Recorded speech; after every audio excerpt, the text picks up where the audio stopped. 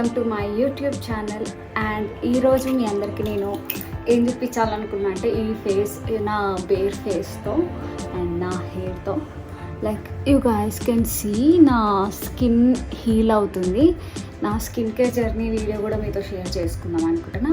At present నేను నా hair care journey, నా హెయిర్ని నేను ఎలా రీగ్రోత్ చేసుకున్నా, నా హెయిర్ బిఫోర్ ఎట్లుంటుండే మొత్తం జర్నీ మీతో షేర్ చేసుకుందాం అనుకుంటున్నా. Like this is my hair present and black ఇక్కడ నేను కలర్ చేయించుకున్నా, కలర్ పోతుంది. అండ్ నేను ఈ హెయిర్ ఫస్ట్ టైం ట్రై చేసిన, అది కూడా 1 year అవుతుంది చేసుకుని. అండ్ హెయిర్ ఎలా రీగ్రోత్ చేసుకున్నాను అది. అండ్ ప్రెసెంట్ నేను ఇలా నా హెయిర్ ఇలా సిల్కీ అండ్ బ్లాక్ ఇలా ఉండడానికి రీజన్ ఏంటి, నేను ఏమేమి చేస్తాను నా హెయిర్కి. ద మెయిన్ థింగ్, ఫస్ట్ నేను ఎక్కువ ఆయిలింగ్ చేసుకుంటాను. నాకు ఆయిలింగ్ చేసుకోవడం చాలా ఇష్టం చెప్పాలి అంటే. లైక్ ఫస్ట్ నేను రోజ్మరీ ఆయిల్ తీసుకుంటున్నా. రోజ్మరీ ఆయిల్ తీసుకున్నా like 2 to 3 drops. Okay, done.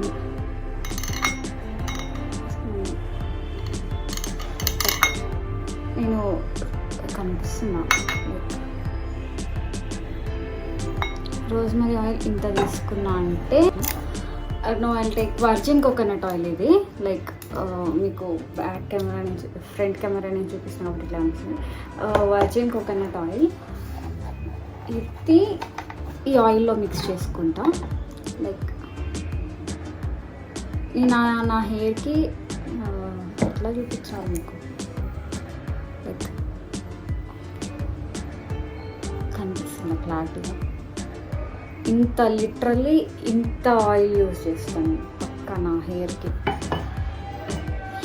Oil warm చేసుకొని పెట్టుకుంటే బాగుంటుంది. బట్ ఏంటంటే నాకు మైగ్రేన్ ఇష్యూస్ ఉన్నాయి, సో నేను ఎక్కువ వార్మ్ చేసుకొని పెట్టుకోను, చాలా రేర్గా పెట్టుకుంటా నా హెయిర్కి వార్మ్ ఆయిల్.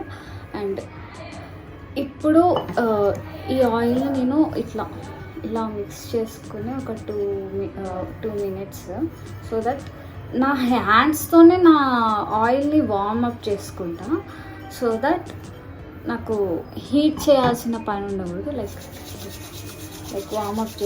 వార్మ్ చేస్తా హ్యాండ్స్ ఇలా. అండ్ ఇక్కడ ఇలా మసాజ్ చేస్తా.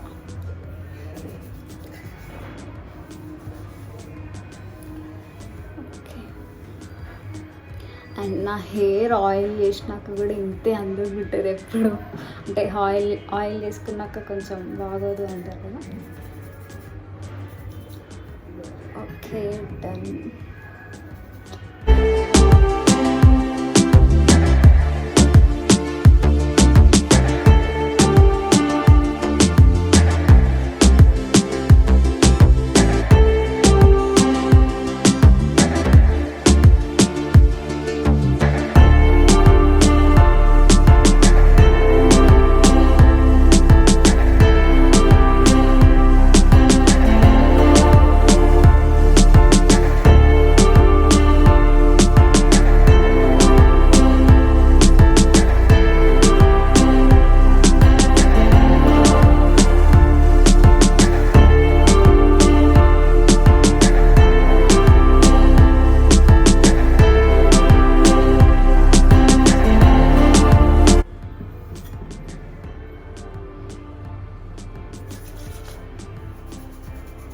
లైక్ నేను చూడండి ఇలాగా లోపలికి పెట్టుకొని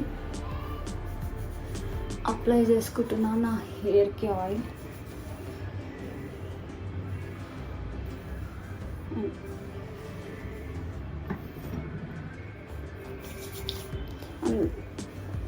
నేను ఎక్కువ రూట్స్కి ఎక్కువ అప్లై చేస్తాను చెప్పాలి అంటే. లైక్ నా బాటమ్ హెయిర్ కంటే రూట్కి ఎక్కువ అప్లై చేసుకుంటా. అండ్ ఇప్పుడు కొంచెం రూట్స్కి అప్లై చేసేసాక, రూట్స్కి అప్లై అయినాక అండ్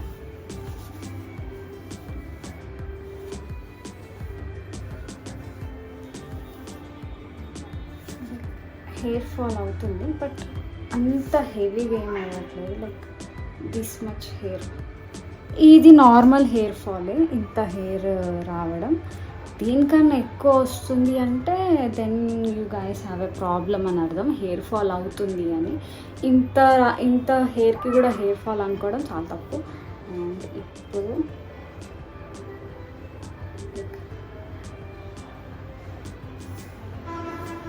నేను ఇక్కడ మాడ అంటారు కదా, main area,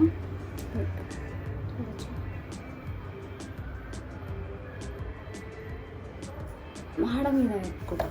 like so heat అనేది అంతా ఇక్కడ ఉంటుంది.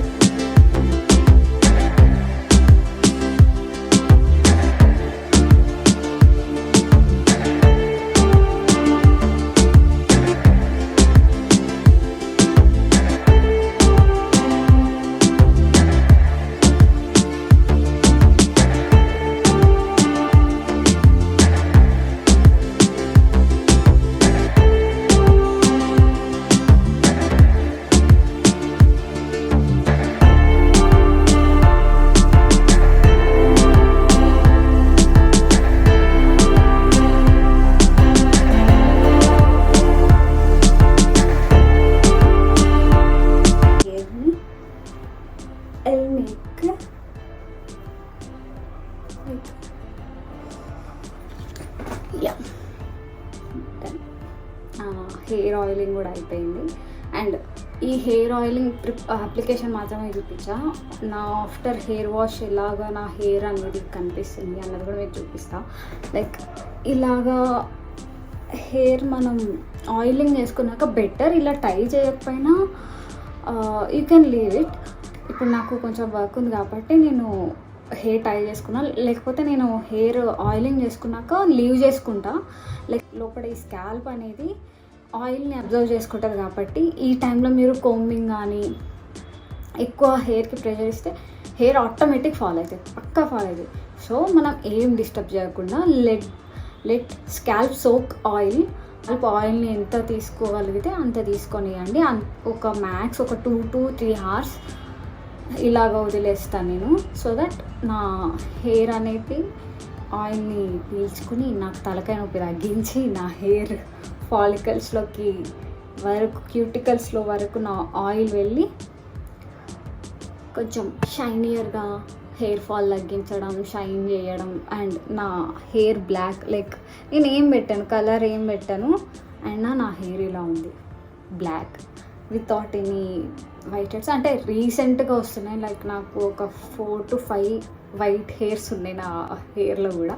అండ్ హెయిర్ ఆయిల్ అప్లికేషన్ మీకు నచ్చిందని అనుకుంటాను. నేను నా హెయిర్కి ఏం యూజ్ చేస్తా అనేది ఒక సిరీస్ లాగా చేద్దాం అనుకుంటున్నాను. అండ్ నేను నా హెయిర్కి హెయిర్ ఆయిలింగ్కి యూజ్ చేసేది rosemary oil plus virgin coconut oil. So that నా హెయిర్ గ్రోత్ అనేది ఇలాగా